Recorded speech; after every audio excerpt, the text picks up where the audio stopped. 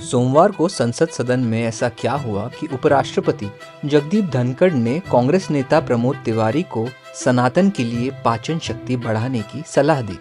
प्रमोद जी, आप तो प्रयागराज के निवासी हैं जी। थोड़ी सनातन के लिए पाचन शक्ति बढ़ाइए।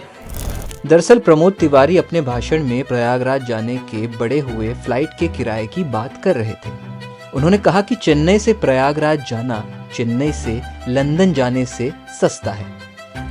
इसके अलावा देखिए कि कैसे सोनिया गांधी ने जनगणना ना होने की वजह से होने वाले दुष्परिणामों पर भाषण किया। और आज संसद में निशिकांत दुबे ने क्यों फिर से यूएसएड के बहाने जॉर्ज सोरोस को निशाना किया। ये सब और बहुत कुछ आज की वीडियो। नमस्कार, मेरा नाम है जीशान कास्कर और आप देख रहे हैं द वायर। तो सोमवार 10 फरवरी को बजट सत्र के 7वें दिन की शुरुआत मोदी के नारों से हुई।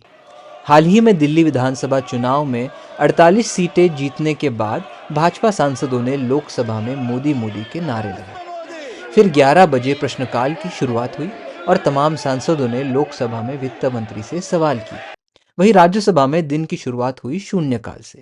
कांग्रेस के पूर्व अध्यक्ष और इंडिया गठबंधन की चेयरपर्सन सोनिया गांधी ने राज्यसभा में मोदी सरकार पर तीखा हमला बोला। सोनिया गांधी ने जल्द से जल्द जनगणना कराने की मांग उठाई। उन्होंने कहा कि इसलिए भी जनगणना करना जरूरी है ताकि सभी पात्र व्यक्तियों को खाद्य सुरक्षा कानून के तहत लाभ मिल सके।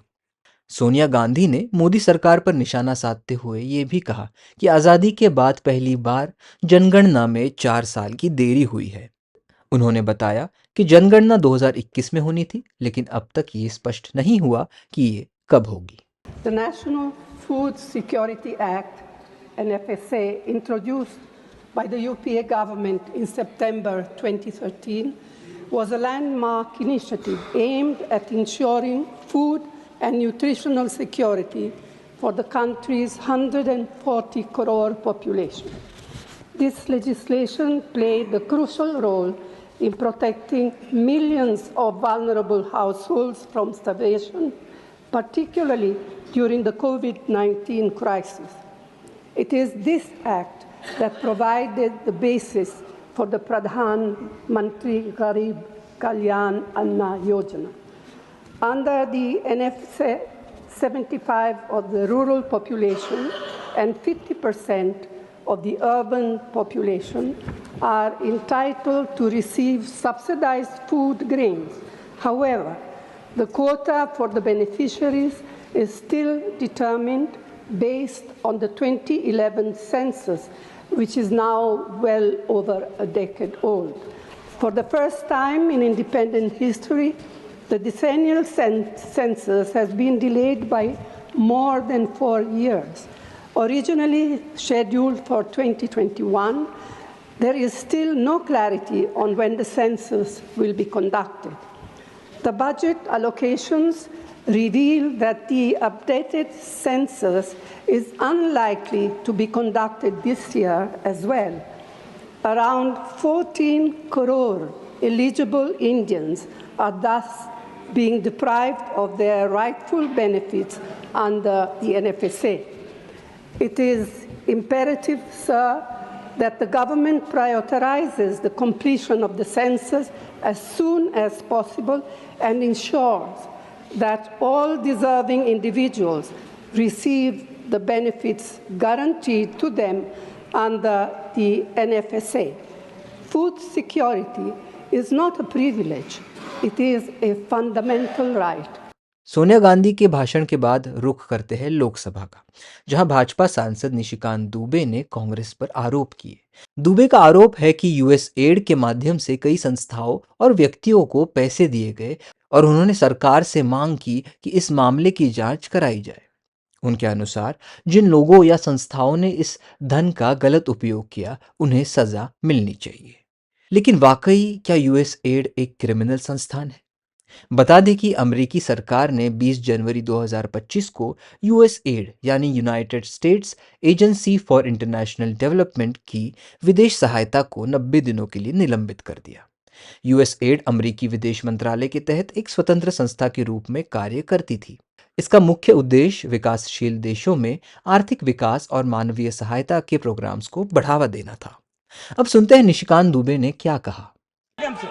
सरकार से आग्रह है कि इस देश में कई संस्थाएं ह्यूमन राइट्स लॉ के नाम पर, शेरपा के नाम पर, coordination of democratic rights organisation के नाम पर, राइट ऑफ फूड कैंपेन के नाम पर, सेंटर ऑफ पॉलिसी रिसर्च के नाम पर, एसोसिएशन ऑफ डेमोक्रेटिक रिफॉर्म्स के नाम पर, नमाते के नाम पर और इकोनॉमिस्ट के नाते अमर्त्य सेन के नाम पर इन सारे लोगों की यूएसएड पैसा देती है। और चाहे अग्निवीर हो, चाहे जातिगत जनगणना हो, इन सारे चीजों में कांग्रेस पार्टी यूएसएड और सोरोस फाउंडेशन के साथ मिलकर देश को टुकड़े टुकड़े करना चाहती है। मेरा आपके माध्यम से सरकार से आग्रह है कि इतने वर्षों में यूएसएड ने जिसको पैसा दिया उसकी जांच हो और उन सबों को सलाखों के पीछे रखे। आपने मुझे मौका दिया। जय हिंद, जय भारत। जब दुबे अपनी बात रख रहे थे, कांग्रेस के सांसदों ने जोरदार विरोध किया और नारेबाजी भी की। वे इस मुद्दे पर सवाल पूछने की कोशिश कर रहे थे, लेकिन पीठासीन संध्या राय ने उन्हें ऐसा करने से रोक दिया।